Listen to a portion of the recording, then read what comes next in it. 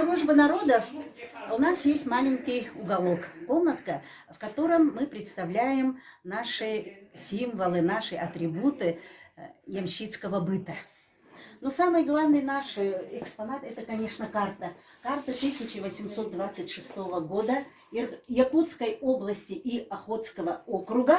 И здесь наш вот полностью якутский почтовый тракт. Вот это вот. Все станции тут написаны. А было от Якутска до Витима 63 почтовые станции. Ну и, конечно, это самое главное, это наши символы. Наши символы это бубенцы, колокольчики под дугой, колокольчики, верстовой столб, символ наших предков. Ну и уникальные ямщицкие часы, где мы видим все 63 почтовые станции от Якутска до Витима. Вот это Хангаласский район, Алекминский и Ленский район. Ну, как вы знаете, почта шла эстафетным путем. Ямщик выезжал с Якутска, доезжал до Табаги, сдавал почту, потом приезжал обратно на свою станцию. Да, и вот так все время вот так ямщики работали.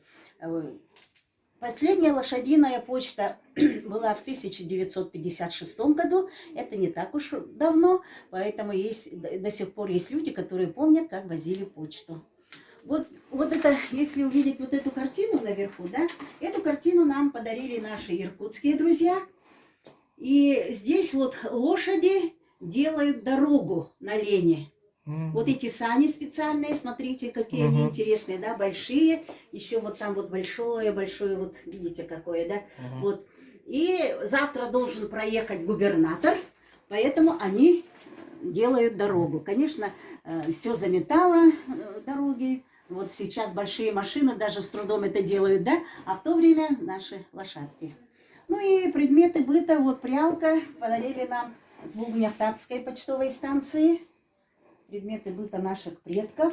Так, и вот только что недавно мне подарили старинную вафельницу 1839 года.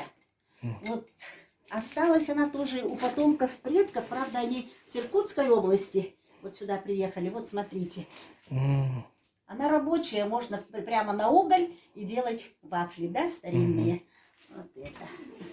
Ну и, конечно, как у всех русских, у нас красный угол, в котором размещаются иконы. Я прихожу, всегда вот утром кланяюсь перед иконами. Обрядовые куклы русского народа. Ну и колокольчики. Колокольчики мы собираем. Ну и лошади, конечно, для нас это животное священное для ямщиков. Ну и собираем самовары. Ну вот этот самый большой самовар, это самовар 1920 года, тульский. Там прямо написано, с медалью он. И удалось мне его вот купить с рук. Ну, спасибо, очень интересно.